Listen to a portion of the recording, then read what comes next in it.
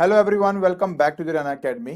तो जैसे आप जानते हैं बेटा कि मैंने already class 10th ICSE physics का चैप्टर नंबर 10 नाम इलेक्ट्रोमैग्नेटिज्म उसके दो बेसिक पार्ट्स मैंने कवर कर दिए थे। आज के लेक्चर के अंदर हम उसके सी पार्ट को स्टार्ट करने वाले हैं जिसका नाम है इलेक्ट्रोमैग्नेटिक इंडक्शन।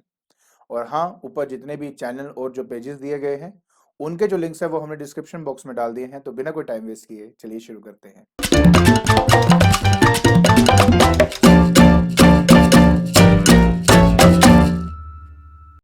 तो देखिए बेटा, आज हमने स्टडी करना है इलेक्ट्रोमैग्नेटिक इंडक्शन के बारे में।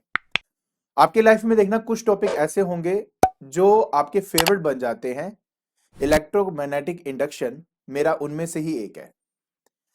ऐसा रीजन सिर्फ इसलिए है क्योंकि इलेक्ट्रोमैग्नेटिक इंडक्शन की हेल्प से हम एसी करंट को प्रोड्यूस कर सकते हैं।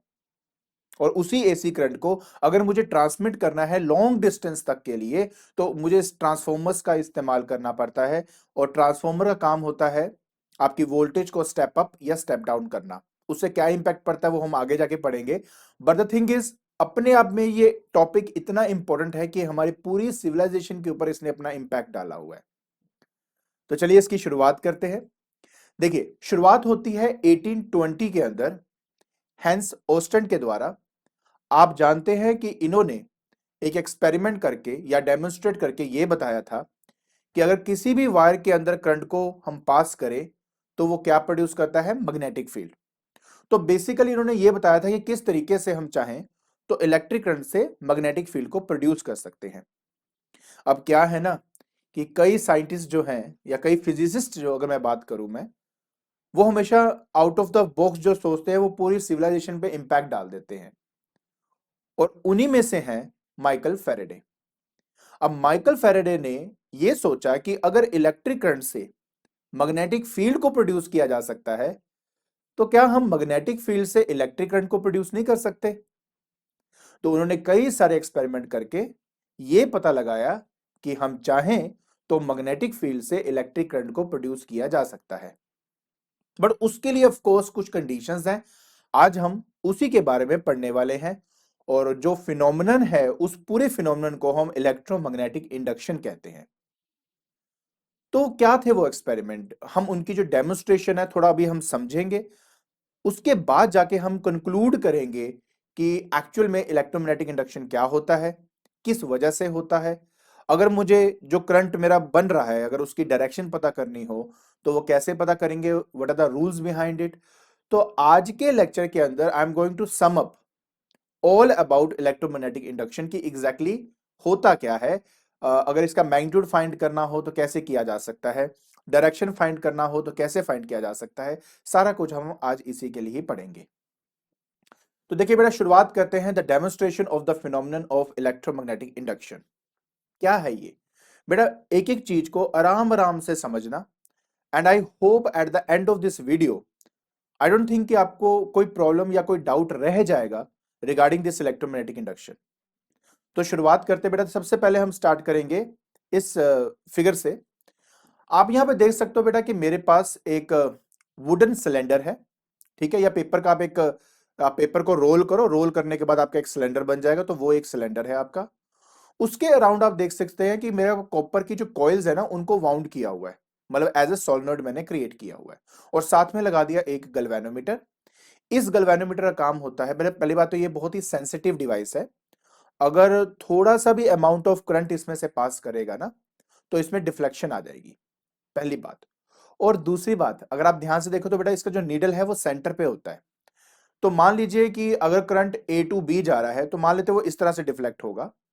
और अगर किसी वजह से करंट आपका बी टू ए जाएगा तो वो ऑपोजिट डायरेक्शन में डिफ्लेक्ट हो जाएगा। तो कहने का मतलब ये है कि गैल्वेनोमीटर दो चीजें बताता है। एक तो ये बताएगा कि कोई करंट इसके अंदर है कि नहीं है, और दूसरी बात ये बताएगा कि डायरेक्शन ऑफ करंट क्या है। तो इसलिए उन्होंने गैल्वेनोमीटर का इस्तेमाल किया। It's a very sensitive device.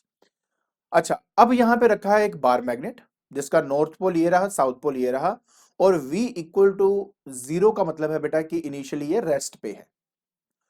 तो डेमोन्स्ट्रेशन की शुरुआत यहीं से होती है। आप देखिए बेटा, इनिशियली क्या है कि ये आपका रेस्ट पे है।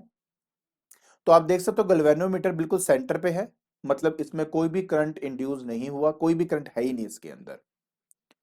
अब मजा क्या आता है, मजा यहां से शुरू होगा।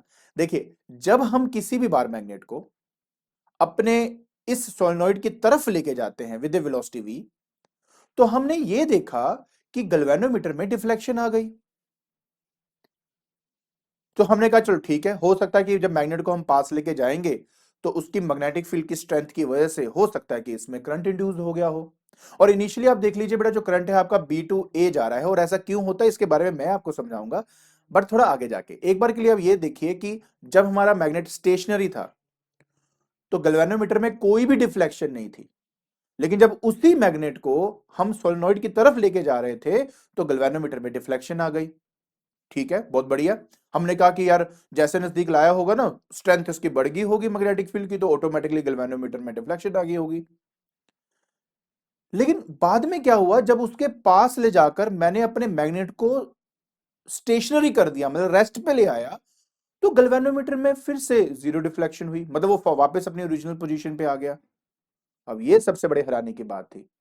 मतलब ये कि जब मैं दूर रखे हुए को रेस्ट पे रखा हुआ था तो गैल्वेनोमीटर में कोई नहीं हुआ, जब पास लाकर भी मैंने इसको रेस्ट पे रख दिया तब भी कोई डिफ्लेक्शन नहीं है। लेकिन जब मैं दूर से पास ला रहा था, जिस टाइम इसके अंदर जब जिस टाइम मेरे मैग्नेट के अंदर मूवमेंट थी, उस टाइम गैल्वेनोमीटर ने डिफ्लेक्शन शो किया। तो इसका मतलब हुआ कि जब तक मैग्नेट में मोशन रहेगा तब तक गैल्वेनोमीटर में डिफ्लेक्शन रहेगी, और जिस टाइम आपने मैग्नेट को रोक दिया तो गैल्वेनोमीटर में डिफ्लेक्शन जीरो होगी। तो एक बात सिंपल सी मैं कह सकता हूं कि जब कभी भी किसी मैग्नेट को हम यहां पे सोलेनोइड की तरफ लेके आते हैं तो इसमें एक ईएमएफ जनरेट होती है, क्योंकि बिना ईएमएफ देखो बेटा करंट तो प्रोड्यूस नहीं होता, राइट, पोटेंशियल डिफरेंस तो चाहिए ना। तो इसका मतलब ये हुआ कि जब किसी मैग्नेट को हम गैल्वेनोमीटर के पास लेके जा रहे थे उस टाइम एक ईएमएफ इंड्यूस हुई, और उस ईएमएफ की वजह से इसमें करंट प्रोड्यूस हुआ। ओके, यहां तक तो तीन चीजें हमने समझ ली। फिर नेक्स्ट देखते हैं, नेक्स्ट क्या हुआ। उसके बाद हमने क्या किया, इनिशियली रेस्ट पे था ही, फिर मैंने क्या किया कि उसी मैग्नेट को उससे दूर ले जाना शुरू कर दिया। अरे अब फिर पंगा हो गया। पंगा ये हुआ कि जब मैं इससे दूर लेके गया, इसमें फिर से एमएफ इंड्यूस हुई, बट अब इसमें डिफ्लेक्शन को देखो बेटा। इनिशियली यहां पे डिफ्लेक्शन थी राइट साइड पे, मतलब करंट जा रहा था बी टू ए, अब यहां पे जो है वो दिख रहा है ए टू बी। अरे अब ये क्या बात हुई, मतलब ये कि अगर मैग्नेट को इसके पास लेके आया जाए तो ईएमएफ इस तरीके से इंड्यूस हुआ कि पहले करंट आपका बी टू ए गया, लेकिन जब इससे मैं दूर लेके जा रहा था तो उस टाइम करंट इसमें इंड्यूस हुआ ए टू बी, मतलब करंट की डायरेक्शन चेंज होती है डिपेंडिंग अपॉन कि मैग्नेट को तुम पास लेके जा रहे हो कि दूर लेके जा रहे हो। ठीक है, तो ये तो कुछ ऑब्जर्वेशन होगी यहां पे। अच्छा, उसके बाद हमने क्या किया, फिर हमने ना उसको दोबारा, अब अच्छा अब ये समझने की कोशिश करना बिल्कुल, मैं ना वही सेम रिजल्ट्स पाना चाहता था जो ऊपर वाले में हुआ, वही सेम रिजल्ट्स।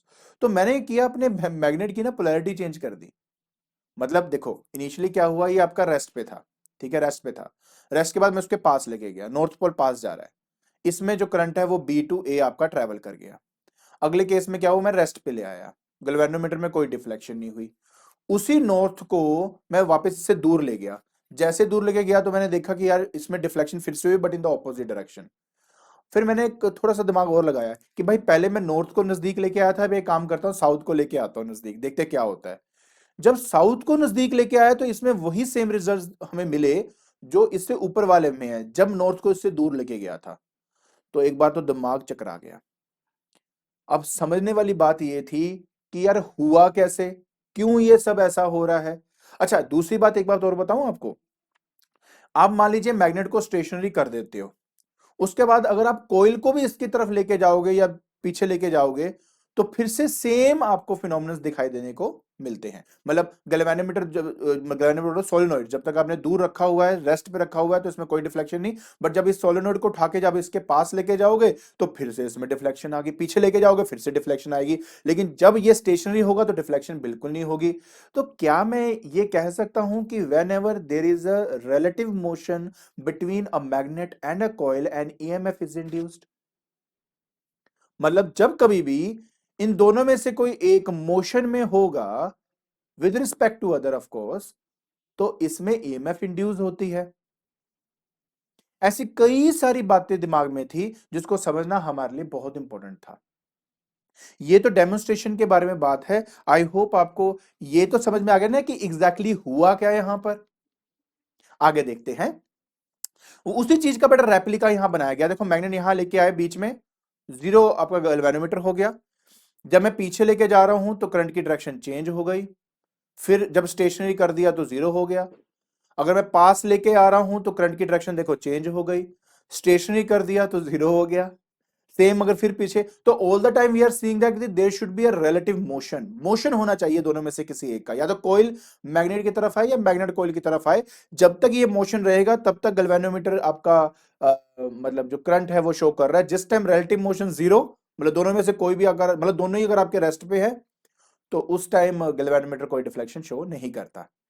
सो देखिए बेटा, हमने अब इतना कुछ डेमोन्स्ट्रेशन के अंदर पढ़ लिया है या समझ लिया है कि हमें ये तो पता लग गया है ना कि एग्जैक्टली जो करंट है वो कब प्रोड्यूस होता है और कब नहीं प्रोड्यूस होता। और साथ के साथ हमने ये भी समझ लिया कि कब मेरे करंट की डायरेक्शन चेंज होती है और किन बातों पे डिपेंड करता है। और अगर अभी भी नहीं आया तो डोंट वरी, मैं इन सभी चीजों को कंक्लूड करने वाला हूं यहां पर। तो अब हम बात करेंगे बेटा कंक्लूजन की। दो तीन पॉइंटर्स हैं जो इसी डेमोन्स्ट्रेशन से हमें मिले हैं to understand more about the electromagnetic induction. तो शुरुआत करते हैं बेटा। सबसे पहला पॉइंट ये कहता है a current flows in the coil only when there is a relative motion between the coil and a magnet. क्या मतलब है बेटा इसका? इसका मतलब ये है कि जब कभी भी there is a relative motion, relative का मतलब होता है जब कोई एक बॉडी मूव करती है विद रिस्पेक्ट टू अदर, उसको हम रिलेटिव मोशन हम कहते हैं। तो whenever there is a relative motion between the coil and a magnet a current flows in the coil.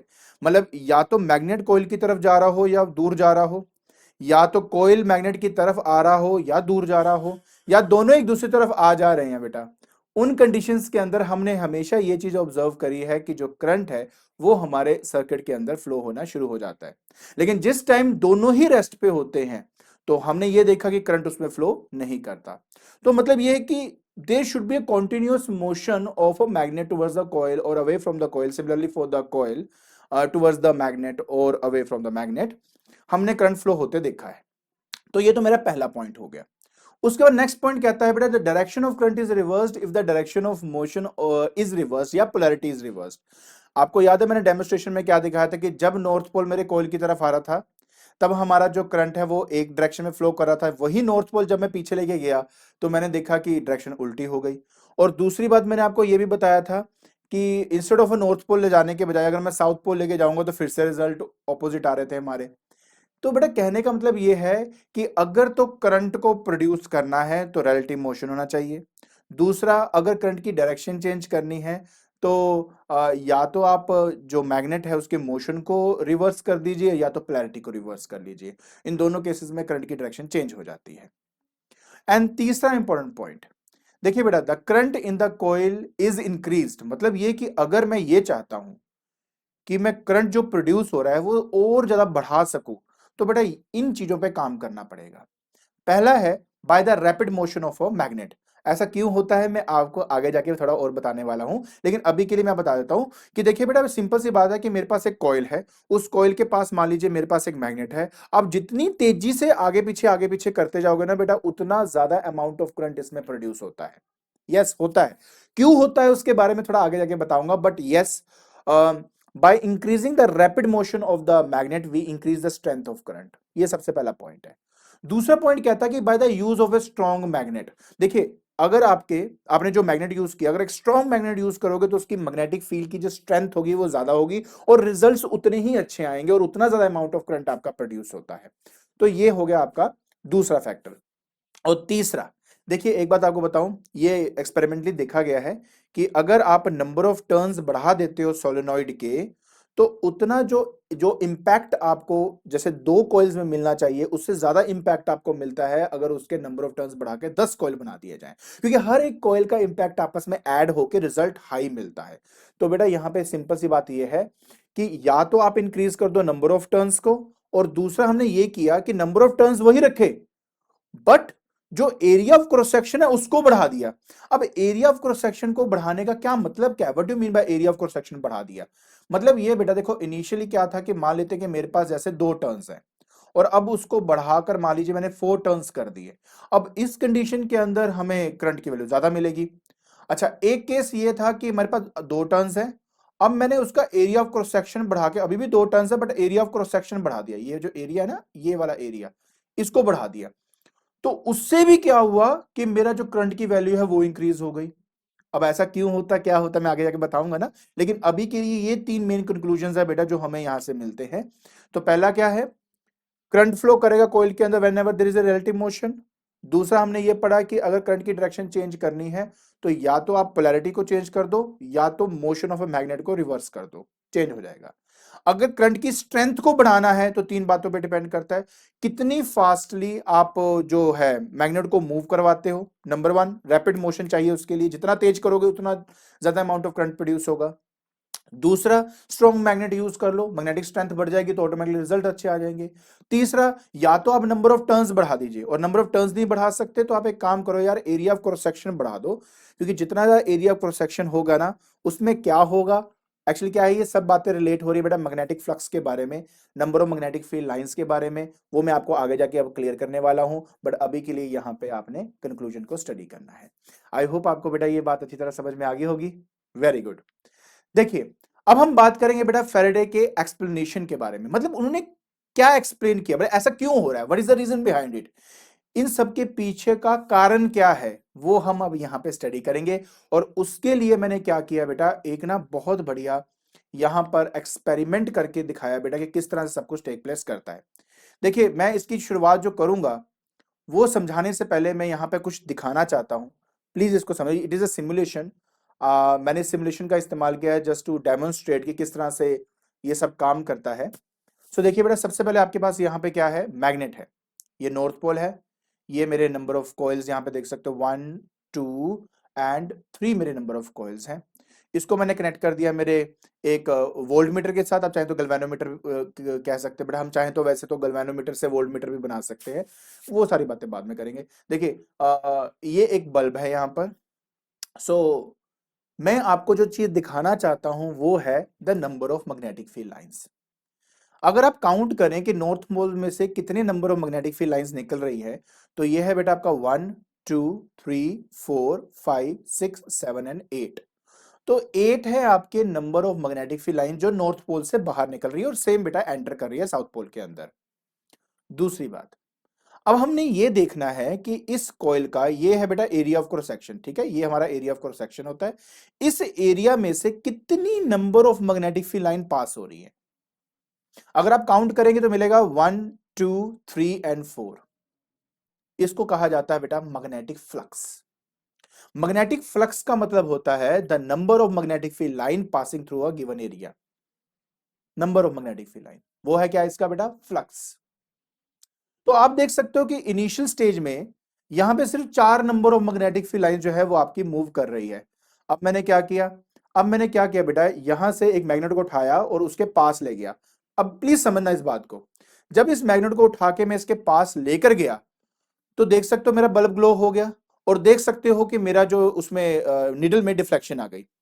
तो हुआ क्या, थोड़ा ध्यान से देखो, पहले इसमें सिर्फ 4 मैग्नेटिक फील्ड लाइन पास हुई थी, अब अगर आप देख सकते हो तो 4 से अब ये 6 है आपकी number of magnetic field line जो इसमें से पास हुई है।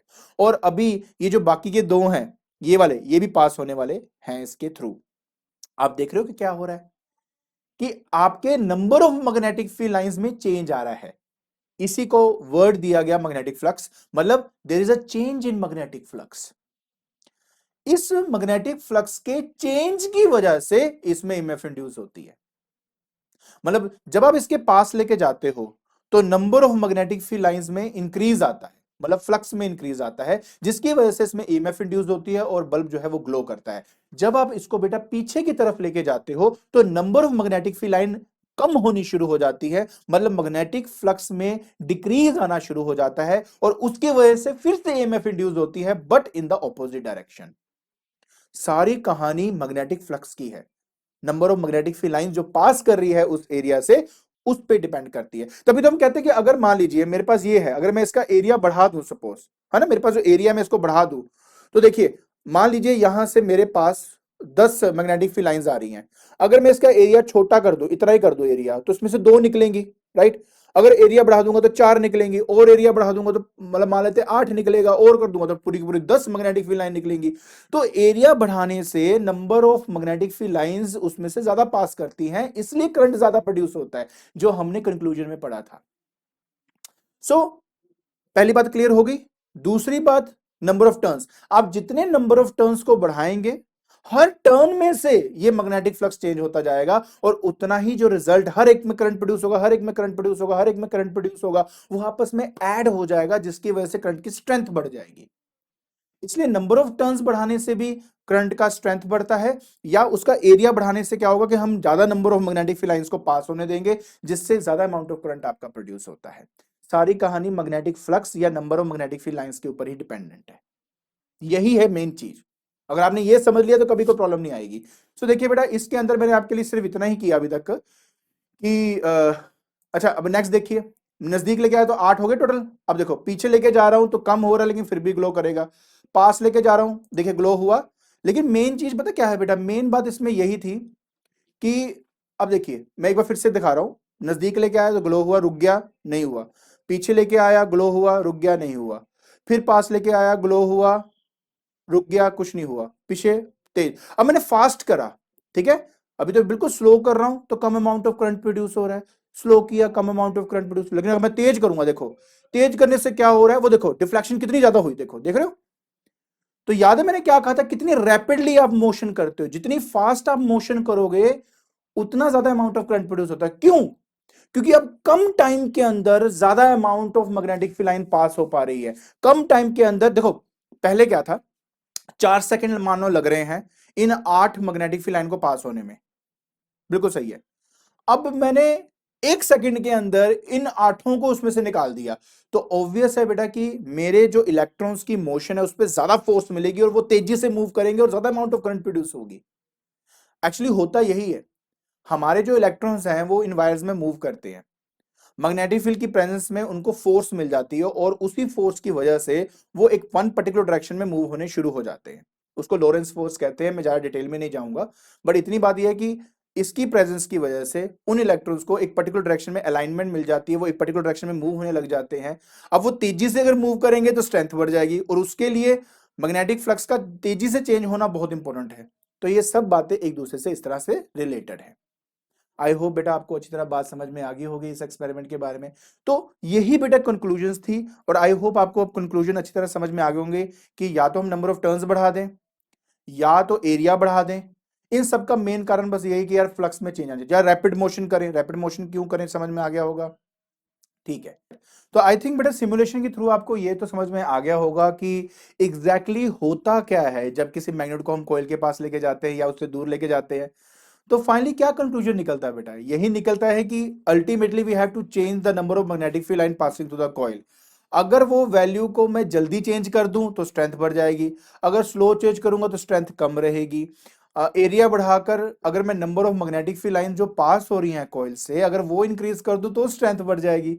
तो देखिए, घूम फिरकर एक ही बात आती है बेटा, ये कि फ्लक्स में चेंज लेके आना है।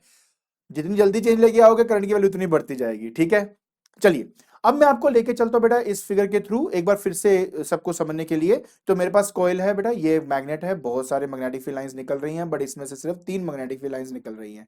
लेकिन जैसे मैं उसके इसके पास लेके जाऊंगा, आप देख सकते हो बेटा कि अब इसमें number of magnetic field lines बढ़ चुकी हैं, ऑटोमेटिकली इसमें देखो डिफ्लेक्शन आ चुका है। तो अगर हाँ, एक क्वेश्चन ये भी मन में आता है कि सर वो तो मैं आपकी बात समझ गया, लेकिन जब हम इसको स्टेशनरी कर देते हैं तब इसमें डिफ्लेक्शन जीरो क्यों हो जाती है। तो बात सिर्फ ये है कि जब आप इसके पास लेके आए, तो जब तक इसके पास आ रहा था number of magnetic field line एक के बाद एक बढ़ता जा रहा था। लेकिन जैसे पास लाके इसको रोक दिया, अब देखिए इसमें number of magnetic field line fix हो गई। अब इसमें मतलब अगर 1 2 3 4 5 6 7 8, तो अगर इसमें से 8 number of magnetic field lines निकल रही हैं, तो थ्रू आउट टाइम बीत रहा है लेकिन अभी भी 8 ही number of magnetic field lines है, मतलब फ्लक्स में कोई चेंज नहीं आ रहा। तो फिर से गैल्वेनोमीटर जो है वो जीरो डिफ्लेक्शन शो कर देगा। तो देखिए, जब तक बढ़ रहा है, जब तक कम हो रहा है, तब तक करंट इंड्यूस हो रहा है, लेकिन जिस टाइम वो स्टेशनरी हो गया, number of magnetic field line fix हो गए, कॉइल से जो निकल रहे हैं वो फिक्स हो गया, तो आपका जो करंट है वो भी जीरो हो जाता है। सो अब हम बात करेंगे बेटा फाइनली अपने इलेक्ट्रोमैग्नेटिक इंडक्शन के डेफिनेशन के ऊपर। So electromagnetic induction is the phenomenon in which an EMF is induced in the coil if there is a change। अगर आप ये वर्ड नहीं लिखोगे तो नंबर कट जाएंगे, फिर मत कहना कि सर ने बताया नहीं। देखिए, whenever there is a change in magnetic flux linked with the coil, ठीक है। तो चेंज इन मैग्नेटिक फ्लक्स होना बहुत इंपॉर्टेंट है। बार बार इस बात को इसलिए इंफोसाइज करो कि आपके एंड तक ये दिमाग में बैठ जाए अच्छे से कि फ्लक्स फ्लक्स मैग्नेटिक फ्लक्स क्या होता है और चेंज होना बहुत इंपॉर्टेंट है आपका। देखिए बेटा, जब कभी भी हम कोई भी चीज प्रोड्यूस करते हैं उसके साथ कोई ना कोई एनर्जी एसोसिएटेड होती है, और किसी भी एनर्जी को प्रोड्यूस करने के लिए हमें वर्क लगाना पड़ता है। बिना वर्क लगाए तो एनर्जी हो नहीं सकती कोई भी इंड्यूस। तो अब मन में सवाल आता है कि यार कॉइल के अंदर अगर करंट मतलब अगर चल रहा है तो दैट मीन्स उसमें इलेक्ट्रिकल एनर्जी है, बट वो इलेक्ट्रिकल एनर्जी उसमें आई कहाँ से? अब इस बात का जवाब आपको यहां मिलेगा, ध्यान से समझना। बेटा, जब कभी भी आप किसी भी मैग्नेट को कॉइल की तरफ लेके आ रहे हो तो कॉइल की तरफ लाने के लिए आपको कुछ तो मैकेनिकल एनर्जी करनी पड़ेगी ना। तो वो मैकेनिकल एनर्जी जो आप स्पेंड कर रहे हो इन मूविंग अ कॉइल और a magnet to change the magnetic flux is transformed into the electrical energy in the form of current in the coil. मतलब यह कि अगर आप किसी भी मैग्नेट को कॉइल की तरफ लेके जाते हो या कॉइल को मैग्नेट की तरफ लेके जाते हो, उस टाइम आपको कुछ काम करना पड़ता है, एंड वही जो मैकेनिकल एनर्जी है वो एक्चुअली में कन्वर्ट होती है इन the form of electrical energy, जिसकी वजह से आपके कॉइल में करंट प्रोड्यूस होता है। आई होप आपको अब समझ में आ गया होगा कि आपकी ही मैकेनिकल एनर्जी है जो इलेक्ट्रिकल एनर्जी में कन्वर्ट हो रही है। गुड। देखिए, ये जो आपको डेमोन्स्ट्रेशन दिखाया गया है ये बताने के लिए कि देखो, हमने कहा ना कि हमेशा रिलेटिव मोशन होना चाहिए दो के बीच में, ये जरूरी भी नहीं है। ये जो चीज आप देख रहे हो ये एक्चुअली एग्जांपल है म्यूचुअल इंडक्शन का।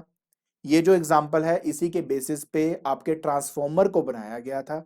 इसमें एक होता है बेटा प्राइमरी कॉइल, एक होता है सेकेंडरी कॉइल। प्राइमरी वो जहां पे करंट हम पास करते हैं, सेकेंडरी वो जहां से आउटपुट लिया जाता है। इस पर्टिकुलर चीज के अंदर आप देख सकते हो बेटा, जैसे ही करंट इसमें से ऊपर देखो आपका की लगा हुआ है, जैसे की बंद करते हो करंट प्रोड्यूस होता है। देखो बेटा, समझने वाली बात पता क्या है, आप अच्छी तरह से देखो, ये तो जानते ही थे कि किसी भी वायर के अंदर जब करंट आपका पास करता है तो उसके अराउंड आपकी मैग्नेटिक फील्ड लाइंस बनती है, राइट। अगर मैं आई की वैल्यू को बढ़ा दूंगा तो मैग्नेटिक फील्ड की जो स्ट्रेंथ है वो भी आपकी बढ़ती जाएगी। मैग्नेटिक फील्ड स्ट्रेंथ मतलब फ्लक्स भी बढ़ता जाएगा उसका ऑटोमेटिकली। सो यहां पर क्या हो रहा है कि जब आपका की ऑन होता है, चाहे माइन्यूट सेकंड लगता है, बट उसी माइन्यूट सेकंड्स के अंदर अंदर जो करंट की वैल्यू है वो जीरो से अपनी मैक्सिमम स्टेट पे पहुंचती है। जैसे मान लो 2 एम्पियर बनना है, अब ये तो है नहीं कि पलक झपकते ही 2 एम्पियर हो जाएगा। अगर मैं उसको बहुत ही कैटेगोरिकली स्लो मोशन में देखूंगा तो पहले पहले करंट जीरो है, जीरो से वो वन होगा, वन से वो टू होगा।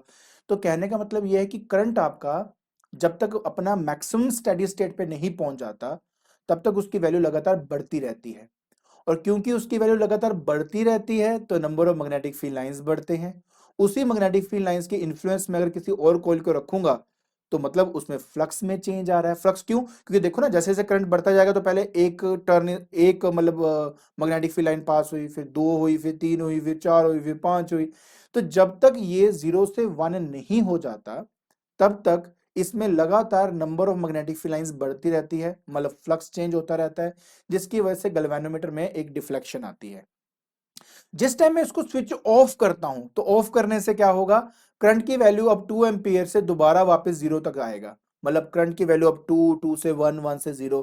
तो उसी तरह अगर पहले मान लो इसमें 10 number of magnetic field lines थी तो अब 10 से 8, 8 से 6, फिर 4, फिर 2, फिर 0। तो लगातार इसमें फिर से डिक्रीज आ रहा है विद रिस्पेक्ट टू टाइम।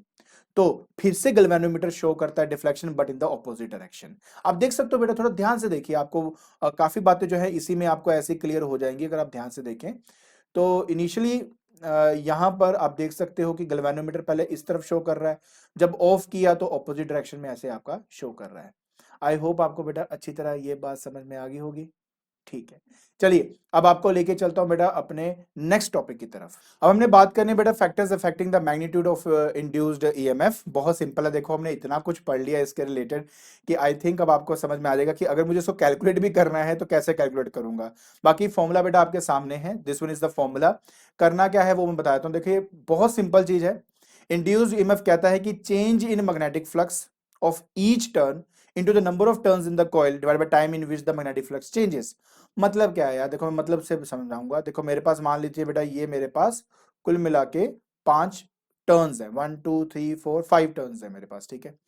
पहले तो मैं देखूंगा बेटा कि एक टर्न के अंदर फ्लक्स में क्या चेंज आ रहा है। मतलब फ्लक्स का चेंज का मतलब होता है कि इनिशियली मान लो इसमें 3 मैग्नेटिक फील्ड लाइंस पहले एंटर हुई, बाद में मैंने देखा कि इसमें 4 और मतलब टोटल 7 अब number of magnetic field line इसमें से पास हुई। तो पहले कितनी पास हुई, 3, बाद में कितनी हुई, 7। तो चेंज कितना आया, 4 का। इसको आपने मल्टीप्लाई करना है मेरे नंबर ऑफ टर्न्स के साथ, जो कि 1 2 3 4 5 है। 5 से आप मल्टीप्लाई कर दोगे। अब कितने टाइम में ये चेंज आया है, वो टाइम जैसे मान लो मैं कहता हूं 2 सेकंड लगे यार ये होने में, तो 2 सेकंड से डिवाइड कर दूंगा।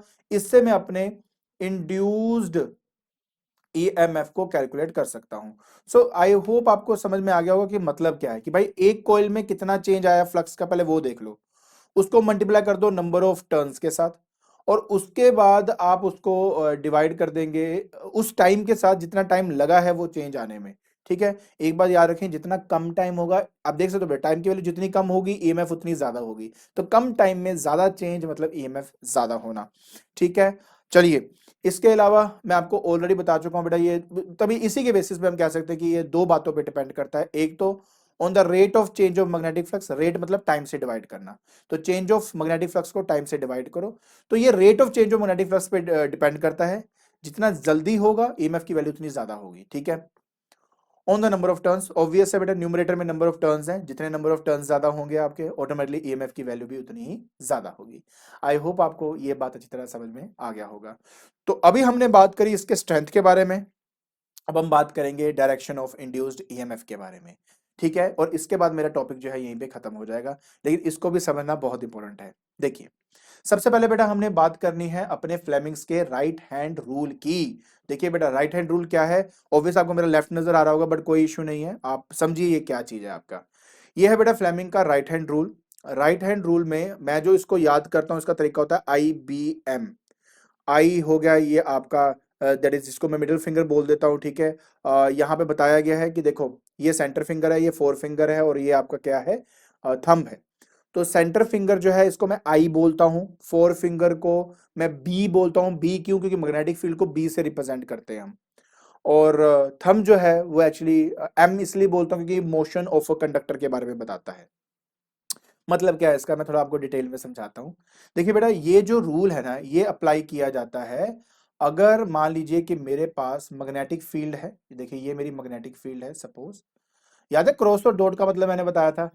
If I say dot, that means something is coming towards you. If I say cross, मतलब something is moving away from you. तो ये बात का ध्यान रखना। सो देखिए बेटा, अगर मैं क्रॉस लगा रहा हूं और यहां पे लिख देता हूं बेटा मैं बी, तो इसका मतलब है कि यहां पे मैं शो कर रहा हूं कि मैग्नेटिक फील्ड लाइंस हैं और वो आपसे दूर जा रही है। ठीक है, it is moving away from you. इसके अंदर मान लीजिए कि मेरे पास कोई भी एक कंडक्टर है बेटा। ठीक है, ये मैंने इसमें एक कंडक्टर डाल दिया। ये देखिए ये मेरा एक वायर है, कंडक्टिंग वायर है मेरी, और वो मूव कर रहा है बेटा इस डायरेक्शन में विद वेलोसिटी v। सपोज वो ऐसे मूव कर रहा है आपका। तो मैं कैसे इसको अप्लाई करूंगा, प्लीज समझना इस बात को। पहली बात तो ये है आई करंट। ठीक है, ये मेरा आई है, ये है मेरा बी मतलब मैग्नेटिक फील्ड, और ये मेरा हो गया मोशन, किस डायरेक्शन में बॉडी मूव कर रही है। सो पहली बात तो बेटा इफ आई से क्रॉस, तो आप भी मेरे साथ करो, आपको समझ में आ जाएगा। राइट हैंड अपना ऊपर करो, इस तरह से म्यूचुअली परपेंडिकुलर करो, सब तीनों आपस में म्यूचुअली परपेंडिकुलर होने चाहिए आपके। इसको आप रखो पहले तो मैग्नेटिक फील्ड की डायरेक्शन में, तो अवे फ्रॉम मी है, तो मैंने उसको ऐसे अवे फ्रॉम मी अपने मैग्नेटिक फील्ड को रख दिया। ठीक है, उसके बाद मोशन जो है वो राइट साइड जा रहा है, मतलब इस तरफ जा रहा है आपका, तो मैंने अपने थंब को ऐसे कर दिया। तो अब देखिए मैग्नेटिक फील्ड अभी भी अवे फ्रॉम मी है, और ये जो कंडक्टर है ये इस तरफ जा रहा है। तो ये जो फिंगर है ये बता रहा है क्या, कि करंट की डायरेक्शन क्या है, ऊपर की तरफ। तो इस पर्टिकुलर कंडीशन के अंदर जो करंट इसमें बेटा हमारा इंड्यूस होगा उसकी डायरेक्शन होगी ऊपर की तरफ। तो बस इसी तरीके से हम आइडेंटिफाई कर पाते हैं बेटा कि मेरा जो करंट है वो किस तरफ मूव कर रहा है। और क्योंकि करंट ऊपर जा रहा है तो इसका मतलब क्या हुआ कि नीचे हमारा पॉजिटिव पोटेंशियल होगा, ऊपर हमारा मतलब नहीं सॉरी नीचे से ऊपर जा रहा है, तो मतलब ये हमारा इस तरह से ईएमएफ की डायरेक्शन, ईएमएफ में ऐसे मतलब एक इमेजिनरी सेल में ऐसे बना सकता हूं, जिसमें पता लग रहा है कि करंट जो है वो हमारा ऊपर की तरफ जा रहा है। ठीक है, तो नीचे वाला हो जाएगा हमारा लो पोटेंशियल, वो बेटा हमारा मतलब बेसिकली यार सिंपल सी बात ये है कि आप इस वायर की जगह पे एक फिक्टिशियस बैटरी मतलब इमेजिनरी बैटरी कंसिडर कर सकते हो, जिसकी ईएमएफ ई है और जिसकी वजह से करंट जो है वो आपका ऊपर की तरफ जा रहा है। ठीक है, तो बहुत सिंपल सी चीज है। और एक बार मैं फिर से आपको समझा देता हूँ बेटा राइट हैंड थंब रूल के बारे में। तो राइट हैंड के अंदर होता है बेटा ये I, this is B, this is M. Cross का मतलब हुआ कि मैग्नेटिक फील्ड मुझसे दूर जा रही है, पेपर के अंदर एंटर कर रही है, तो मैंने अपने पेपर की तरफ ये कर दिया। और कंडक्टर राइट साइड जा रहा है तो मैंने अपना थंब इस तरफ कर दिया। करंट ऊपर जा रहा है तो इसका मतलब है कि करंट की डायरेक्शन ऊपर रहेगी। अगर करंट ऊपर की तरफ जा रहा है तो इसका मतलब क्या हुआ, इसका मतलब ये हुआ कि एक ऐसी फिक्टिशियस बैटरी है जिसका पॉजिटिव ऊपर है, नेगेटिव नीचे है और करंट ऊपर की तरफ जा रहा है आपका उसका। ठीक है, इजी सी बात है। बाकी ईएमएफ और फिक्टिशियस बैटरी के बारे में नहीं पढ़ना, छोड़ दो यार, सिंपल सी बात, मुझे आपको रूल समझाना था, रूल मैंने समझा दिया है। ठीक है, अब मैं आपके लिए रीड कर देता हूं। कहता है कि stretch the thumb center finger and the forefinger in your right hand mutually perpendicular to each other as shown in the figure। मैं आपको ऑलरेडी बता चुका हूं। So if the forefinger indicates the direction of magnetic field and the thumb indicates the direction of motion of the conductor, then the central finger will indicate the direction of the induced current। ठीक है, और ये ज्यादा applicable है बेटा straight wires के लिए। ठीक है, अगर करंट, अगर एक लूप हो, अगर आपके लूप हो वायर में, तो क्या करना है, उसके लिए नेक्स्ट लॉ स्टडी करना है जिसका नाम है लेंज लॉ।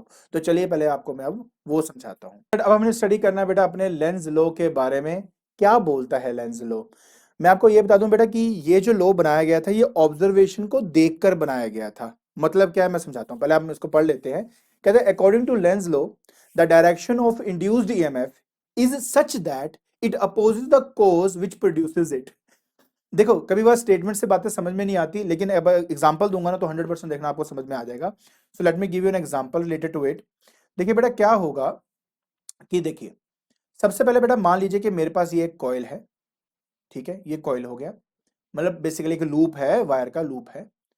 और ये हो गया बेटा मेरे पास अ मैग्नेट, ये नॉर्थ है, ये साउथ है। जब ये इसकी तरफ जाता है तो हमने ये ऑब्जर्व किया, उस ऑब्जर्वेशन को ना एक्चुअली हमने लॉ बनाया है, तो समझना इस बात को। तो मैंने ये ऑब्जर्व किया कि इसमें जो करंट है वो एक्चुअली में एंटी क्लॉकवाइज डायरेक्शन में मूव होने लग गया। और हमने करंट कैरिंग लूप के बारे में पढ़ा हुआ है ए पार्ट के अंदर कि किसी भी लूप के अंदर अगर करंट एंटी क्लॉकवाइज डायरेक्शन जा रहा है तो इसका मतलब है कि वो आपका नॉर्थ पोल है, मतलब वो जो फेज है आपका वो आपका नॉर्थ पोल है। उसके बैक वाला जो फेस होगा, पीछे वाला जो फेस होगा वो साउथ पोल बनेगा। बट जिस फेज को, जैसे मान लो मेरे पास रिंग ये है और इस रिंग की तरफ अगर ये मेरे पास मैग्नेट आ रहा है तो ये वाला नॉर्थ पोल बनेगा, इसके जो पीछे वाला ये साउथ पोल बन जाएगा। सिंपल सी बात है ये है। तो हमने ये ऑब्जर्व किया कि नॉर्थ पोल जब आ रहा था तो करंट एंटी क्लॉकवाइज हुआ। तो एंटी क्लॉकवाइज से हमने ये समझा कि अच्छा यार करंट अगर लूप में एंटी क्लॉकवाइज हो तो इसका मतलब यहाँ पे नॉर्थ पोल बनता है। पॉइंट समझ में आया अब आपको? गुड। उसी तरह जब हमारे पास यही सेम मैग्नेट, बेटा ध्यान से देखना, ये नॉर्थ है बेटा, ये साउथ है, यही मेरा लूप है। फिर से जब ये इससे दूर जा रहा था तो एकदम से करंट इसमें क्लॉकवाइज डायरेक्शन मूव करता है। अब क्लॉकवाइज मूव करने का मतलब हुआ कि ये तो साउथ पोल की तरह ट्रीट होने लग गया। अरे इसका मतलब क्या हुआ? इसका मतलब ये है, प्लीज समझना आप, कि जब नॉर्थ पोल इसके पास आ रहा था तो जानबूझ के इसमें नॉर्थ पोल बना है ताकि उसको पास ना आने दे। भाई मेरे पास मत आ, क्योंकि अगर वो पास आएगा तो फ्लक्स में चेंज आएगा, ईएमएफ इंड्यूस होगा। तभी तो कहा है it opposes the cause of its production. तो नॉर्थ पोल पास आता है, अगर नॉर्थ पोल पास आए तो फ्लक्स में चेंज आएगा, कॉइल में करंट प्रोड्यूस होगा आपका। तो कॉइल नहीं चाहता, देखो इसको समझने का तरीका है ये, वो नहीं चाहता कि चेंज आए तो जानबूझ के ये नॉर्थ बनाएगा। मतलब ये इससे हमें याद होता है कि अगर नॉर्थ पोल नजदीक जाएगा तो आपने उसको नॉर्थ पोल कंसीडर करना है और करंट को एंटी क्लॉकवाइज में बनाना है आपने। और जब नॉर्थ पोल इससे दूर जाएगा तो ऑब्वियसली फ्लक्स में डिक्रीज आएगा, वो ना हो इसलिए यहां पे बनेगा साउथ पोल। साउथ पोल क्या करेगा, इसको अपनी तरफ अट्रैक्ट करेगा ना। जब नॉर्थ आ रहा था तो ये नॉर्थ बना ताकि रिपेल कर सके। नॉर्थ दूर जाएगा तो ये जानबूझ के साउथ पोल बनेगा, कहे यार तू दूर मत जा, क्योंकि तू दूर जाएगा तो उसकी वजह से फ्लक्स में फिर से चेंज आएगा और ईएमएफ इंड्यूस होगा। तो बेटा इस ऑब्जर्वेशन को एक्चुअली लॉ बनाया गया था। अब देखिए सिंपल सी बात क्या है, मैं एक बार दूसरे तरीके से भी आपको समझाता हूं बेटा, यहां पर प्लीज इसको समझना कि देखो मेरे पास यहां पे क्या है, फिर से कॉइल है।